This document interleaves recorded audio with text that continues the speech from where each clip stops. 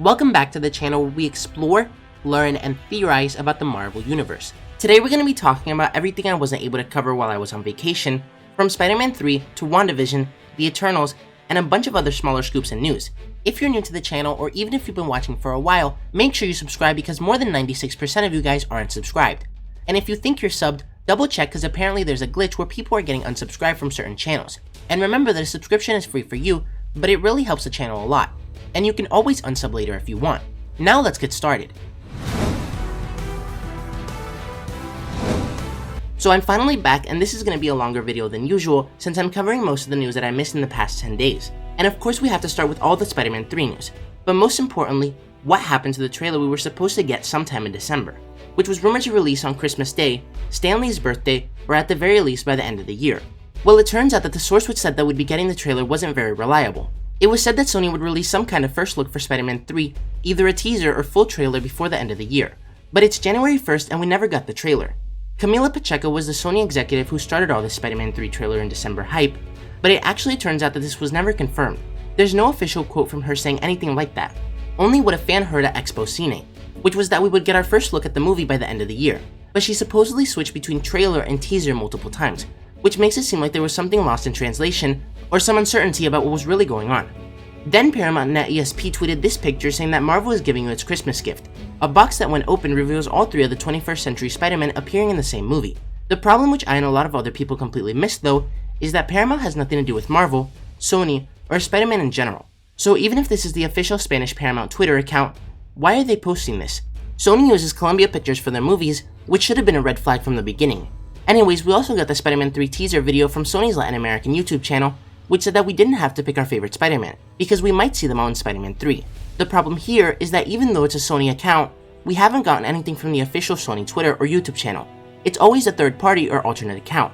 But according to multiple sources, the reason why we didn't get the trailer is because Sony wants to sign on Tobey Maguire first before giving us the trailer.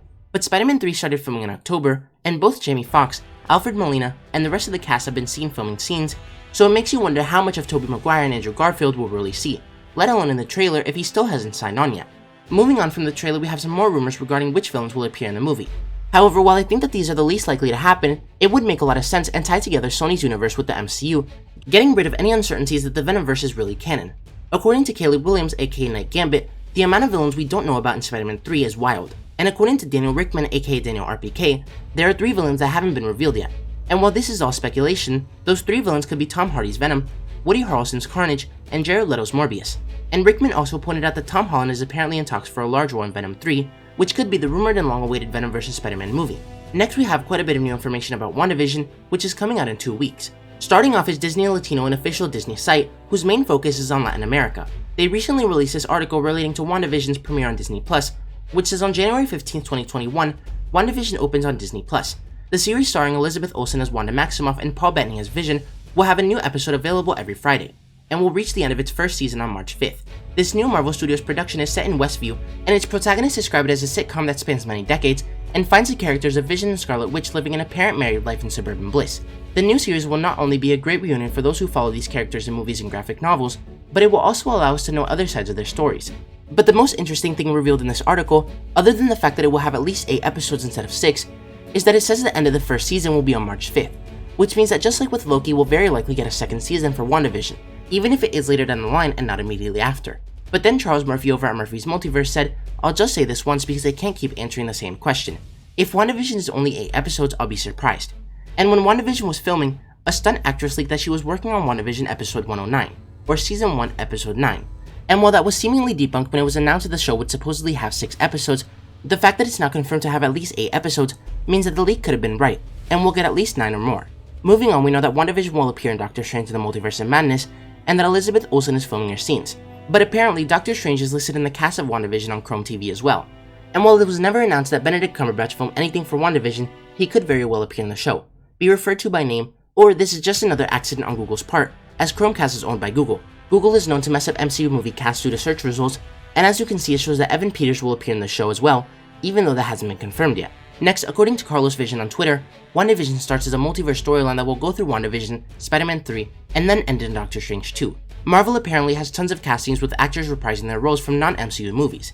and Nightmare and Agnes will be the villains of WandaVision. And while I don't know how reliable this source is, we do know that WandaVision will lead into Doctor Strange 2, and cause all the multiverse stuff in Spider-Man 3. As for other non-MCU actors returning, or if Nightmare and Agnes will be the villains, I can't confirm or deny that. Agatha Harkness is normally good in the comics and helps Wanda, but she could start out as a villain in the show. And it's been rumored that Mephisto will appear for months, with Evan Peters returning, but instead of being his version of Quicksilver from Fox's X-Men, he'll be the villain Mephisto. And lastly, according to SFX magazine, you're moving from very different television genres into what's ostensibly an MCU movie at the end, with all that entails, huge effects and action and battles and all of that. It's no small feat. So not only will WandaVision transition through different sitcom eras, ending up in the present day, but it won't just be a sitcom. There will be a villain or villains, and a lot of action similar to an MCU movie. And I know that a couple of you were actually wondering about this, whether there would even be a villain, and thankfully, there will be. Next, we finally get some news for the Eternals, which has been pretty quiet for a while. According to redwolf.in, which is an Indian store that is making official Eternals merch licensed by Marvel, after the events of Avengers Endgame, the Marvel Cinematic Universe will be redefined yet again with the introduction of the Eternals, heroes from beyond the stars who have protected the Earth since the dawn of man. When monstrous creatures thought lost to history return in the present day, the Eternals are forced to reunite in order to defend humanity. However, former lovers Cersei and Icarus, brought back together by the re-emergence of this ancient threat, discover a centuries-spanning secret that will rock the team to its very core. But who exactly are the Eternals, you ask? They're a race of immortal aliens from a distant planet who arrived on Earth thousands of years ago to protect humanity from a race of alien predators called Deviants. The Eternals were alerted to the Deviant threat by the Celestials, a race of cosmic builders whose fingerprints are on the very building blocks of life itself. The Celestials are titanic progenitors of life as we know it. These cosmic builders' work spans the vastness of the cosmos. Though few in the universe can conceive the Celestials' true nature, their influence is felt in the very fabric of existence itself. They also have more in-depth descriptions of all the characters, which says symbolizing eons of history charted via calendars and other mysterious ancient technologies. The Eternals icon will serve as a subtle nod to the name of these immortal godlike beings. Icarus is the tactical leader and most powerful Eternal, and takes pride in keeping the other Eternals safe. Moral, kind, and charismatic, Icarus boasts the power of incredible strength, flight, and the ability to project beams of intense cosmic energy from his eyes. When the monstrous Deviants return after centuries, Icarus leads the charge to unite the scattered Eternals to stop the new threat. Cersei is the Eternal with an affinity for humanity. Cersei is as happy working as a museum curator as she is saving humans from the threat of the Deviants. Cersei has the ability to manipulate matter, changing the makeup of any non-sentient material she touches. She's also been in love with Icarus for centuries and helps him to recruit the Eternals for one last mission. Ajak is a spiritual leader of the Eternals. Her wisdom has helped guide the team since they arrived here from their home planet to help defend humanity from the Deviants, and to help humans advance to the modern civilization that they live in today. Ajak can not only heal humans and Eternals alike, but she's able to communicate with the Celestials as well. Phastos is blessed with the power of invention. He's able to create whatever he can imagine provided that he has enough raw materials at his disposal. Over the centuries, Phastos has helped nudge humanity forward technologically while always keeping his brilliance hidden in the shadows. Makari is the fastest woman in the universe. She uses her cosmically powered super speed to scout planets for the Eternals, and as the only deaf Eternal, the sonic boom that accompanies her cosmic running doesn't affect her. Druig can use cosmic energy to control the minds of men. Druig has become withdrawn from the other Eternals because he disagrees with how they've interacted with mankind over the centuries. Aloof and powerful, at times it's hard to determine whether he's friend or foe. Gilgamesh is the strongest and kindest member of the team. He becomes Thena's de facto partner when the events of the past exile them from the rest of the team. Capable of projecting a powerful exoskeleton of cosmic energy, Gilgamesh is a fierce warrior who has become legendary for his fights with Deviants throughout history.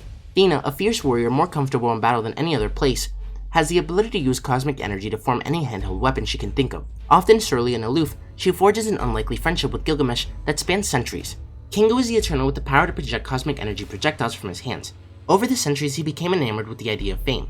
In present day, he's a famous Bollywood star who must leave his life of wealth and celebrity to help the team repel the new Deviant threat. And finally, there's Sprite, who appears to be a 12-year-old girl, but she actually has the ability to cast lifelike illusions. Her friendship with Cersei hides a world-weary sadness because she's been treated like a child by humanity for centuries. But Sprite is much stronger and cleverer than she appears, which will come in handy as they battle the Deviants. We also got our first look at the Eternals Legos, which give us our first official looks at the characters and the villains. And lastly, according to Casey Walsh, the editor-in-chief over at Geeks Worldwide, the Legos confirm that the Deviants are in fact shapeshifters, and that the Celestials are more of a MacGuffin that the Eternals are sworn to protect in the film. Moving on, according to Daniel RPK, an A-Force project is in development. Robert Downey Jr. is supposedly in talks for a cameo in Armor Wars, either in a flashback or as an AI. And the Young Avengers will be the biggest show and will have the biggest budget of all the MCU shows in development on Disney+. But the most interesting thing he scooped is that Leonardo DiCaprio is in talks to play a version of Spider-Man from another Earth in Doctor Strange in the Multiverse of Madness. And this is interesting because DiCaprio was in talks to play Spider-Man in the original trilogy, when James Cameron was being eyed as director and before Tobey Maguire was cast in the role. Then according to Nikau Marvel on Twitter, who normally re-report Daniel RPK's scoops, announced in their very first exclusive scoop that Daisy Johnson is apparently in talks to return to the MCU as Quake. Now since this is their first scoop, and they normally only re-report what Rickman says, I don't know how reliable their sources are, but it would definitely be cool to see the Agents of S.H.I.E.L.D. cast return if they're not going to make the show canon. Next we got a really cool snippet from Simu Liu, who's playing Shang-Chi in the upcoming Legend of the Ten Rings movie. Come on, Simu. Stop trying to hate me. Hate me. Okay, see what you're doing? Corner the Matrix. Alright, Morpheus, let's dance.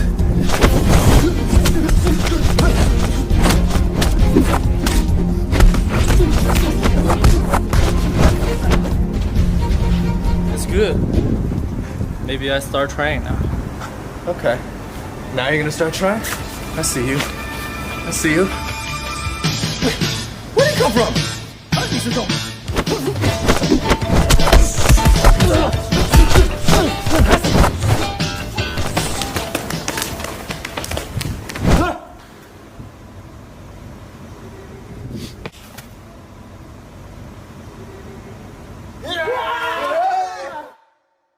And lastly, we have a couple tweets from Roger Wardell. Starting with, in order to not arouse any suspicions and to blend into the community, Wanda and Vision will pretend to be stage magicians known as Glamour and Illusion. Wanda is using a type of energy emanation to alter reality and influence the actions of people who surround her. She can make their lives completely static or grant them some unusual abilities. Vision will get the chance to become a character known as Wizard. There's no such thing as Vision per se, and it'll be revealed that he's something else.